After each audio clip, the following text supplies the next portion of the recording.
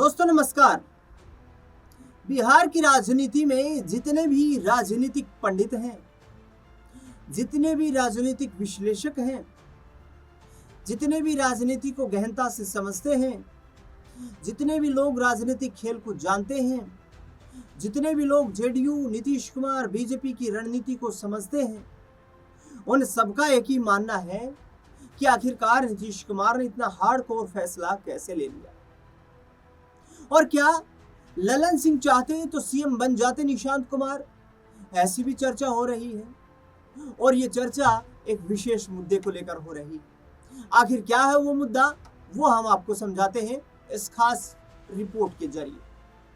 बिहार के सियासी गलियारों में इस बात की चर्चा लगातार है कि जब नीतीश कुमार के पास सरकार चलाने की चाबी थी तो नीतीश कुमार ने फिर बीजेपी को ये कुर्सी क्यों सौंप दी। नीतीश कुमार चाहते तो नेगोशिएशन कर सकते थे, पार्टी का दबदबा दिखाकर अपने बेटे निशांत कुमार को सीएम बना सकते थे। लेकिन क्या नीतीश कुमार का इतना बड़ा फैसला ले लेना क्या पार्टी की किसी अंदरूनी बगावत को देखकर तो नहीं लिया गया है?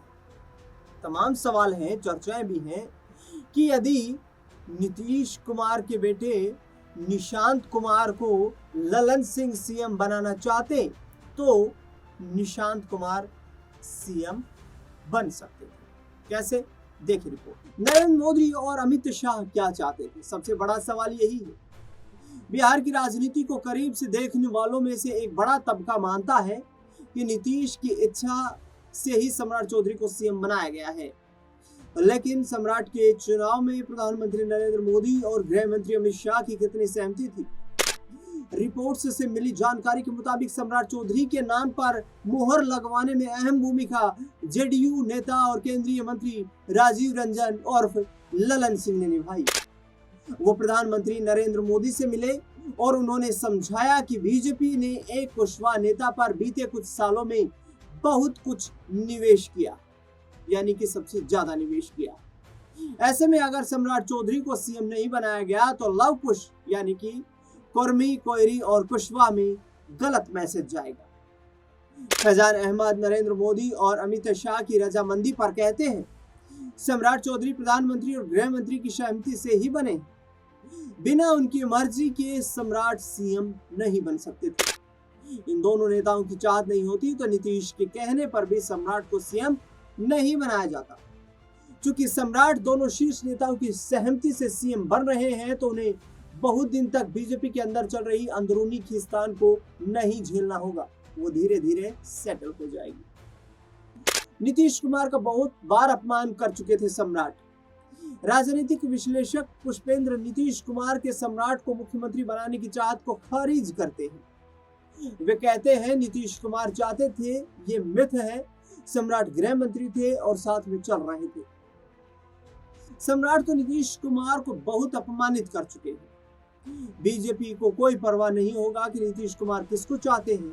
सम्राट को सीएम बनाने में बीजेपी का अपना फैसला है। वो आगे कहते हैं अभी बीजेपी को फिलहाल असम की तरह बिहार में पॉलिटिक्स नहीं करनी है। वो सत्ता का स्मूथ हस्तांतरण चाहती थी क्योंकि अभी वो अपने बलबूते सरकार नहीं बना सकती। बीजेपी ने दिखा दिया कि बिना आरएसएस बैकग्राउंड वाले नेता हेमंत बिस्वा शर्मा को भी मुख्यमंत्री बनाया जा सकता है। बिहार में उन्होंने यही करके दिखाया। अब जेडीयू का बिहार में भविष्य क्या होगा? साल 2005 से बिहार में सीएम कुर्सी पर काबिज रही जेडीयू का भविष्य अब क्या होगा? इस सवाल पर फैजान अहमद कहते हैं जेडीयू तभी टूटेगी जब बीजेपी चाहेगी। ये काम बीजेपी कर सकती है, कोई दूसरा दल नहीं। सम्राट चौधरी के मुख्यमंत्री बनने के बाद नीतीश युग का अंत हो गया। सम्राट चौधरी ने मुख्यमंत्री के तौर पर अपने चयन के बाद कहा वो नीतीश जैसा ही काम करेंगे। जेडीयू के राष्ट्रीय कार्यकारी अध्यक्ष संजय झा भी बार बार इस बात को दोहरा रहे हैं कि नीतीश कुमार सिर्फ संसद सत्र के दौरान ही नहीं दिल्ली में रहेंगे और बाकी वक्त बिहार में सरकार के मार्गदर्शन में गुजारेंगे। भविष्य में बिहार की राजनीति में देखना दिलचस्प होगा कि समाजवादी नीतीश कुमार बीजेपी की वैचारिक जमीन और सरकारी कामकाज में कितना दखल अपना रख पाते। इस खास रिपोर्ट को लेकर के इस मुद्दे पर आपका क्या कुछ कहना है वो हमें आप कमेंट बॉक्स में बताना बिल्कुल ना भूलें। धन्यवाद।